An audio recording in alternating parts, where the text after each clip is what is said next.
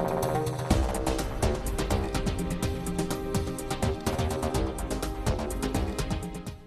big Friday morning for Twitter, a source telling Reuters the company has started talks with several tech companies to explore selling itself.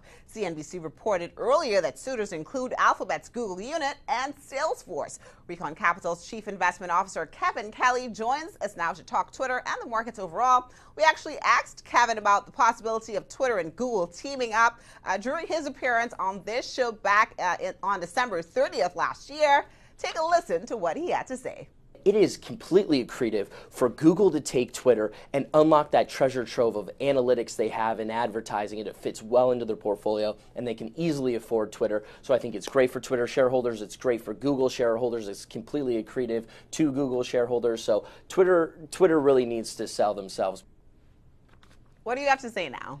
I'm so close to vindication, but what the source did say too is that a lot of these companies are interested in the data and analytics. I mean, this is an irreplaceable brand, and it started to heat up because once LinkedIn got purchased by Microsoft, you started to see the rumors start to pick up a little bit more, and I think a lot of the companies that could utilize the data as well as the technology that Twitter provides, you started to see these rumors start to pick up, and you're seeing Salesforce is in there as well, and Google are the top two suitors for Twitter. So I think it's going to happen. What would a Twitter takeover mean for investors, Kevin? I think it'll actually end the big drama with the management right now. You've got Jack Dorsey's half in, half out. He's leading Square. I think this would be great for Twitter shareholders to finally sell the company, and because it's been going down and down and down, and they have no clear direction. The stock up 20% today, still below the IPO price of $26. We're taking a look at that right now at $21. So clearly, it's been beaten up. I think they will be purchased above the IPO price. I think probably you're looking at a $27 to $30 share price. So I think it's one of those things. They do have cash on their balance sheet. They're not levered. It's a great thing for a Salesforce or a Google to take this out. So I think this deal does get done, and it does get announced within the next few months. Now, markets are trading a little bit lower today after some strong showings after the Fed decision to stand pat earlier this week. What's driving markets? I think what's driving markets is people are digesting that there may not be a rate hike even in December. But what you started to see transition this week alone is people started getting into the defensive, non-cyclical stocks. So we saw performance from Clorox even the day before the Fed and even after, where people are positioning for their yield hungry. These are great names that have, top two positions in their product category. So a lot of the defensives that do give yield, their earnings are worth more in this type of environment. When people talk about them being rich, that was when interest rates were at 4, 5, 6% even. And now we see interest rates at the level they are. So their earnings are worth more. And I don't think shareholders are afraid to pay up for those premiums, especially because a lot of these companies are growing their top line. Do you think we're going to see another rate hike this year? I don't think so. I actually think even though we had 3 dissenters wanting a rate hike in September, they were probably saving face. But the data is not lending credence to that. We look at one of the best leading economic indicators, and that's the non-manufacturing PMI. The latest one that came out was in contraction mode, the lowest level since 2009. Their core PCE inflation numbers that they look at aren't close to what they want. So, their dual mandate of jobs and inflation, they're off base on it. They've hit the jobs number, but they haven't hit inflation. So I don't think they could tighten because it would hurt the inflation target that they're trying to reach. You mentioned Clorox. What else are you liking?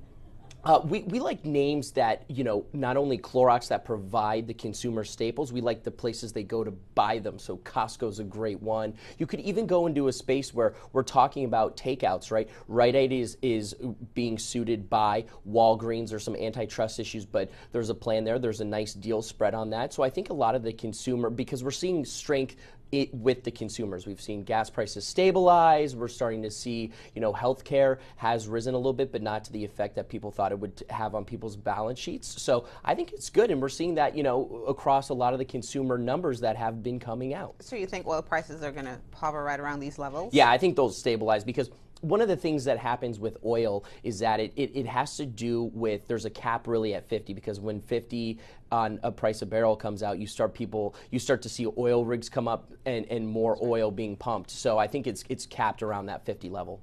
Cap around that 50 level, Kevin. The NASDAQ 100 hit a record high. More broadly, stocks trading near highs. Do you see more room to run? I do see more room to run, but in selective names. One of the things that we're seeing, it is a healthy market. We're seeing acquisitions happen. We're seeing IPOs. The IPO market is very healthy. It was not healthy earlier this year. I think the tech sector is a great spot, but you got to pick and choose. We've seen Microsoft alone. They've increased and authorized a new buyback for $40 billion, as well as increased their dividends. So there's great names like Microsoft, but you have to be careful because look at Facebook. Facebook is down today, and that's because one of their key metrics. You're getting into my stocks. I apologize, but yeah, it's what's happening today. It's an exciting day.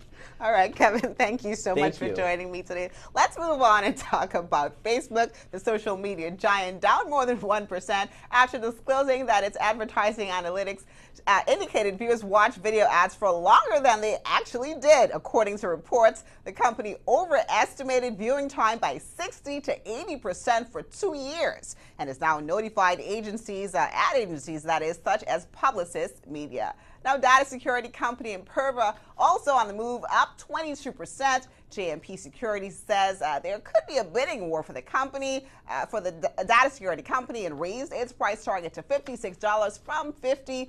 Bloomberg reported that Imperva has drawn interest from IBM, Cisco, and other names as well. So that's a wrap for Trading at Noon on this Friday. You can follow us on Twitter at Reuters Insider and watch more videos on Reuters.com. You have a great weekend, and I'll see you back here on Monday. I'm Leah Duncan. This is Reuters.